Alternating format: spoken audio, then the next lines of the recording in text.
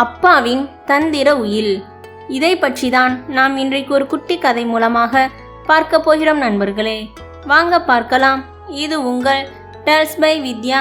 நான் உங்கள் தனலட்சுமி. ஒரு ஊர்ல ஒரு கோடீஸ்வரர் இருந்தார். அவருக்கு 4 பிள்ளைகள்.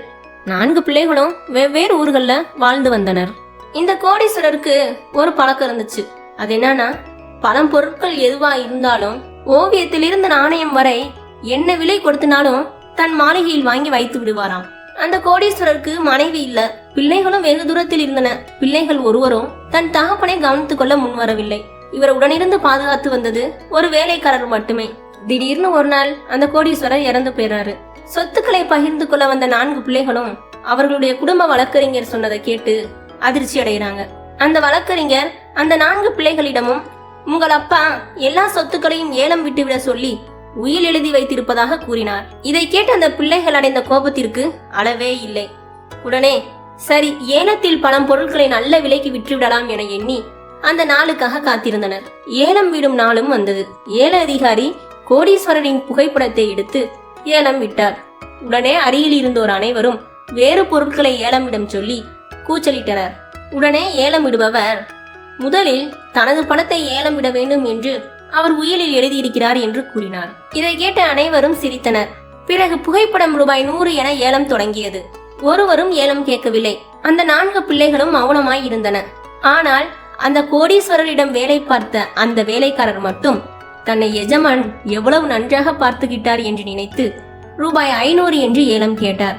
உடனே அனைவரும் அவரை திரும்பி பார்த்தனர். அந்த வேலைக்காரரின் மனம் பதறியது. நன்றி கெட்ட பிள்ளைகள், இவ்வளவு குறைந்த விலைக்கா என் எஜமான் படம் போக வேண்டும் என்று நினைத்து உடனே 1000 ரூபாய் என்று கத்தினான்.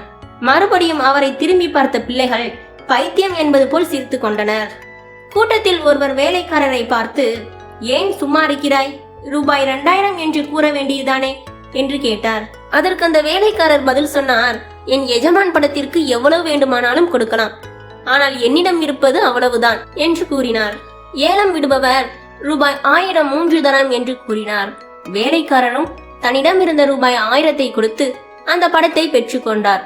ஒரு துணியால் அந்த படத்தை அழுத்தி துடைத்து அழுக்கை நீக்கினார்.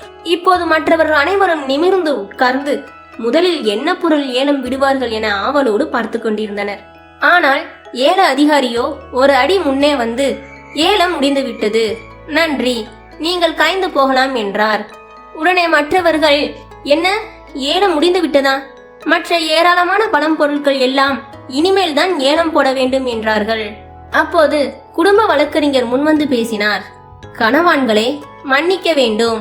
யார் தன்னுடைய படத்தை வாங்குகிறார்களோ அவருக்கே தன் முழு சொத்தும் போய் சேர வேண்டும் என்று கோடீஸ்வரர் எழுதி வைத்திருக்கிறார் என்று கூறினார். அதன்படி இந்த வேலைக்காரரே அவரது ஒட்டுமொத்த சொத்துக்கும் சொந்தக்காரர் என்று கூறினார். இதை கேட்ட எல்லோரும் மனகனத்துடன் கலைந்து சென்றனர். அவருடைய பிள்ளைகளும் தலை குனிந்து ஒவ்வொருவராக சென்று விட்டனர். அன்பான பெற்றோர்களே, நீங்கள் உங்கள் குழந்தைகளுக்கு அதிகமான சொத்தை சேர்த்து வைப்பதை விட உங்கள் குழந்தைகளிடம் அதீத அன்பை காட்டி பாசத்தை சேர்த்து வையுங்கள். பணம் பெரும்பாலும் குடும்பத்தில் பிரச்சனைகளையே உண்டு பண்ணுகிறது. ஆனால் அன்பு ஒன்று மட்டுமே அனைவரையும் அரவணைத்து ஒன்று சேர்க்கிறது. நன்றி, வணக்கம். மீண்டும் உங்களை வேறொரு கதைக்களத்தில் சந்திக்கிறேன்.